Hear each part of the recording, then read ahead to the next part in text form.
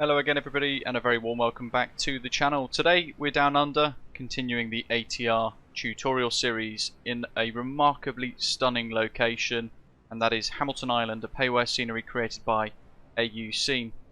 We're parked on stand and we're currently cold and dark, awaiting some passengers, and I'm going to talk to you in this episode specifically about hotel mode in exclusivity. So make sure you hit like and subscribe. Share your thoughts down below and we'll get straight into it.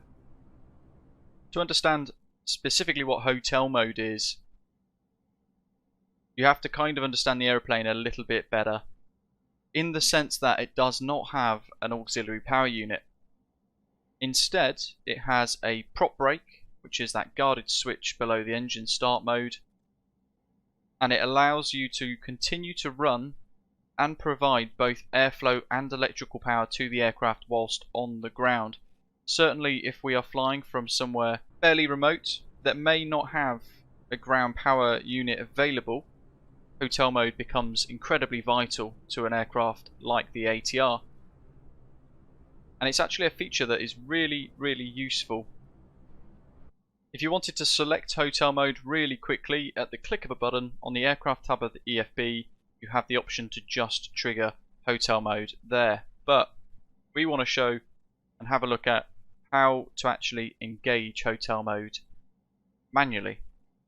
So beginning in the overhead panel, having already checked things like the parking brake is set, all of that sort of thing, we're going to bring the battery power to the on position.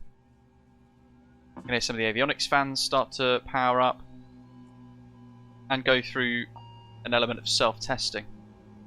At that point, we're going to begin on the left hand side of the aeroplane, working down. Pump 2 goes on, run is displayed in green. Down below, on the external lighting panel, most airlines will use the wing lights to indicate to the ground staff that the prop brake is engaged and hotel mode is likely to be used or is already in use. So nav lights are on, wing lights are on. If you want to as well, for the evening ops, logo light can go on as well, either before or after hotel mode. Prop brake unguard. Flick to on position, that goes from green ready to cyan blue. Close the guard, really important step so you don't accidentally knock that to off and begin to rotate the propellers. Engine start mode gets rotated round to start A and B, and then start 2 on.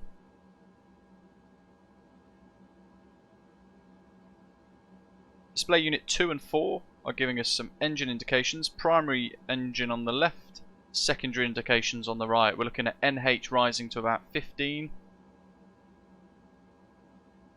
And that is pretty much all you're going to see. At that point, bring the condition lever for engine 2 to the feather position. Continuing to look at the engine displays, on the right hand side, oil pressure is rising, temperatures are rising, NH is rising, NL percentage is rising. And on the left hand side, those primary instruments, ITT is risen and the torque has gone to 5.3. Looking back up to the overhead panel, at this stage we can turn DC Gen 2 on, and we now have electrical power to the aircraft. At that point as well, we can pop DC Gen 1 on. It will stay faulted until we get engine 1 started, and we can bring the hydraulic systems online to low pressure, AC wild gen power 1 and 2 on, and windshield heating goes on. And then you can continue with all of your pre-flight checks and setup accordingly. And that is everything you need to know about hotel mode, the ATR72-600 and the ATR72-600 for Microsoft Flight Simulator. With that in mind and in place, we can begin the boarding process of the aeroplane, ready for our flight wherever it is in the world. I hope you found this next episode really useful.